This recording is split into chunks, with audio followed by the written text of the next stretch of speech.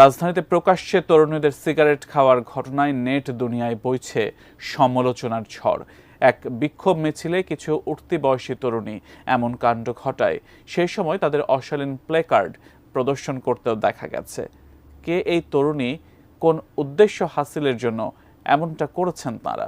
বিস্তারিত জানাচ্ছেন মোহাম্মদ সোহাগ বিশ্বাস। রাজধানীর রাস্তায় গত সোমবার প্রকাশ্যে মাদক সেবন করতে দেখা গেছে বেশ কিছু উচ্ছৃঙ্খল তরুণীকে। এ সময় তারা স্বরাষ্ট্র উপদেষ্টার পদত্যাগ চেয়ে অশালীন সব প্লেকার্ড প্রদর্শন করেন। এমনকি এই তরুণীরা উপদেষ্টার কুশপুত্তলিকা দাহ করে নোংরা ভাষায় স্লোগান দেন। কেন তারা এমন কর্মকাণ্ড ঘটিয়েছে সেই প্রশ্নের উত্তরে উচ্ছৃঙ্খল তরুণীরা বলেন, স্বরাষ্ট্র উপদেষ্টা পবিত্র রমজান মাসের পবিত্রতা রক্ষা করতে ছেলে এবং মেয়েদের প্রকাশ্যে ধূমপান করতে নিষেধ করেছেন। স্বরাষ্ট্র উপদেষ্টা তার বক্তব্যে শুধু নারী নয়, পুরুষদের কথাও উল্লেখ করেছেন।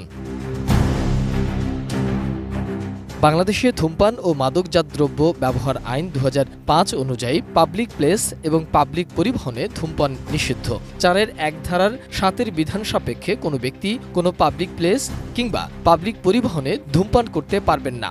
কোনো ব্যক্তি উপধারায় ১-এর বিধান লঙ্ঘন করলে তিনি অনধিক ৩০০ টাকা অর্থদণ্ডে দণ্ডনীয় হবেন এবং উক্ত ব্যক্তি দ্বিতীয়বার বা বারবার একই অপরাধ সংঘটিত করলে বারবার দ্বিগুণভাবে তাকে দণ্ডনীয় অপরাধ হিসাবে গণ্য করা হবে। RICL TMX, যুগের পর যুগ স্থাপনা থাকে মজবুত।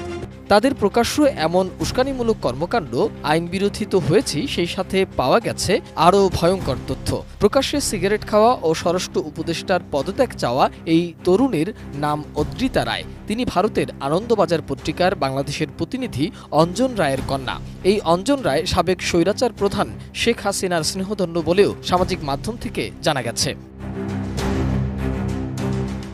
মাত্র ৮ থেকে ১০ তরুণের এমন উস্কানিমূলক কর্মকাণ্ড ব্রিটিশ একটি গণমাধ্যম এমনভাবে প্রচার করেছে যা দেখে যে কেউ বলবে এটি একটি বিদেশি ষড়যন্ত্রের অংশ।